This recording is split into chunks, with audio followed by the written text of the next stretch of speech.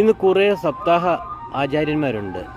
ഈ സപ്താഹത്തിനോടനുബന്ധിച്ച് കുറേ പെണ്ണുങ്ങളും ആണുങ്ങളും വേഷം കിട്ടുന്നുണ്ട്. അവിടെ കുചേലൻ, രുക്മിണി എന്തൊക്കെ കാണിച്ചു കിട്ടുന്ന കുറേ പെണ്ണുങ്ങൾ കൃഷ്ണവേഷം ആടി അവിടെ തുള്ളുകയാണ് ചെയ്യുന്നത്. ഇത് കണ്ട് ആസ്വദിക്കാൻ കുറേ പേര്. പിന്നെ കുചേലനാണെന്നും പറഞ്ഞ് അങ്ങേയറ്റം തൊട്ട് ഇങ്ങേയറ്റം വരെ വരവും കൊട്ടും പാട്ടുമൊക്കെ.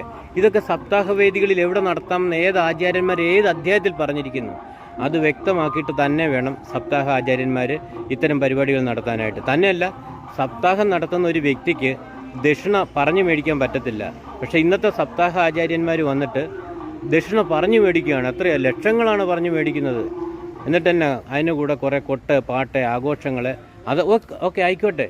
പക്ഷേ അതിനിടയ്ക്കുള്ള പ്രസംഗങ്ങളിൽ കേൾക്കുന്ന അശ്ലീലങ്ങളാണ് അസഹനീയമെന്ന് പറയുന്നത്. അതുകൊണ്ട് ഇത്തരം സപ്താഹവേദികളെ പാടെ ഉപേക്ഷിച്ചിട്ട് യഥാർത്ഥ സപ്താഹം കണ്ടെത്തി നടത്തുക എന്നുള്ളത് നമ്മളെല്ലാവരും തുനിഞ്ഞിറങ്ങേണ്ട കാര്യമാണ്.